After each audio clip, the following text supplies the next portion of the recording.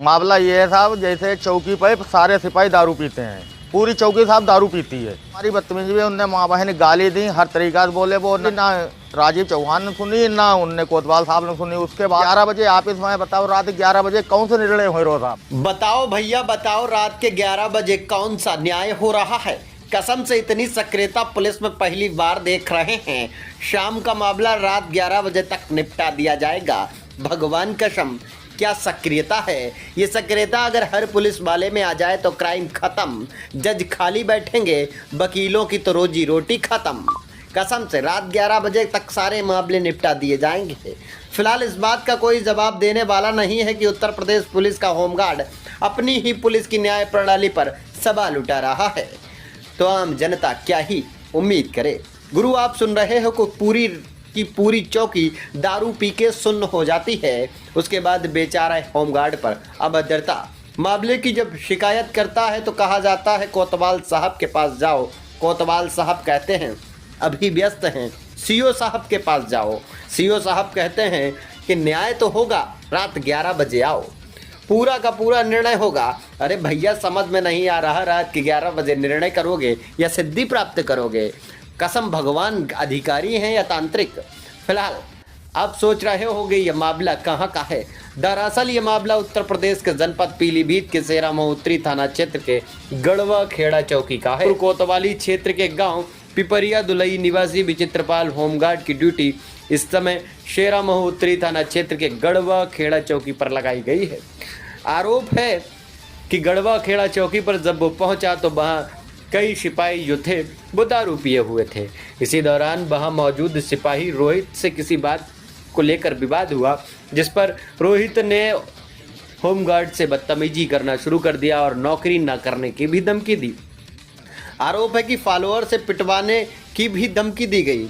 Home guard ने आरोप लगाते हुए बताया कि रोहित की तरफ से 4-5 लोग इकट्ठा हो गए, इसलिए वो वहाँ से चला आया। उसने पूरे मामले की शिकायत चौकी इंचार्ज से की। चौकी इंचार्ज रात में सो रहे थे। उन्होंने कहा, साहब का नंबर लो, कोतवाल साहब से बात करो। अपने ऊपर से पूरा का पूरा मामला टरका दिया। होमगार्ड ने पूरे मामले में कोतवाल साहब से बात की तो उन्होंने कहा कि हम व्यस्त हैं, तुम सीओ साहब के पास जाओ। पीड़ित ने सीओ साहब से न्याय की गुहार लगाई तो सीओ साहब के ड्राइवर का फोन आया कि भाई साहब, निर्णय तो हो जाएगा लेकिन रात के 11 बजे आ जाओ। कसम से बस इसके बाद तो यही असमंजस में थे कि रात के 11 बजे कौन सा निर्णय, दरअसल दफ्तर में कौन बैठेगा। ये कई सवाल अपने आप में बड़े हैं।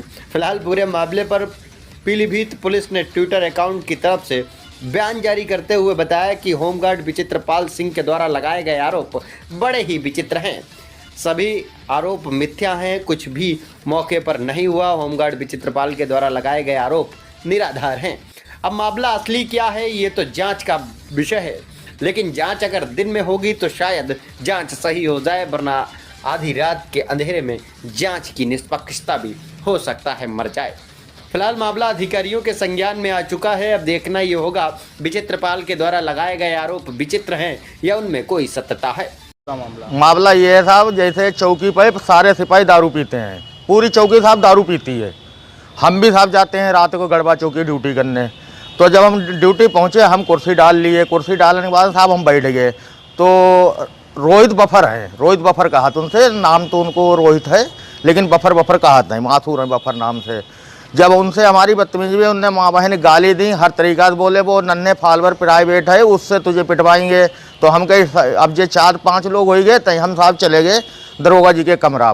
दरोगा जी से राजीव चौहान साहब हमने रात में जगाओ। रात में जब जगाओ के बाद में राजीव चौहान दरोगा जी ने नंबर दिया मुझे सेरा मऊ कोतवाल साहब, ले बोले बात कर लो। हमने साहब बात करी, ना राजीव चौहान ने सुनी ना उनने कोतवाल साहब ने सुनी। उसके बाद हम कल साहब आए, 6 तारीख माइटर है जे, कल हम आए पूरनपुर, तो हमने एक एप्लीकेशन लिखाई। लिखाने के बाद मैंने व्हाट्सअप करवाई साहब। फिर सीओ साहब फ़ोन गया रात 11 बजे। सीओ साहब ने नहीं बात करी, लेकिन ड्राइवर साहब बोले हम ड्राइवर बोल रहे हैं। हमने कि ठीक है बताओ साहब, तो बोले यहाँ आ जाओ ऑफिस में। हम साहब रात 11 बजे ऑफिस में आए। बताओ रात 11 बजे कौन से निर्णय हुए रो साहब?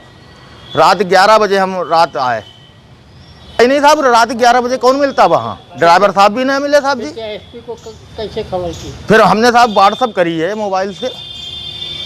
भाई चौकी इंचार्ज दरोगा जी होते हैं वहाँ, तो दरोगा जी से हमने कि दरोगा जी ने कुछ दाद तो नहीं किया, ना कुछ कहा। कैसे मारा? साहब रहते हैं हम लोगों के पास, लाठी रहते हैं हमारी, उसकी बफर जी दो की। चौकी। एक दिन मैडम साहब ने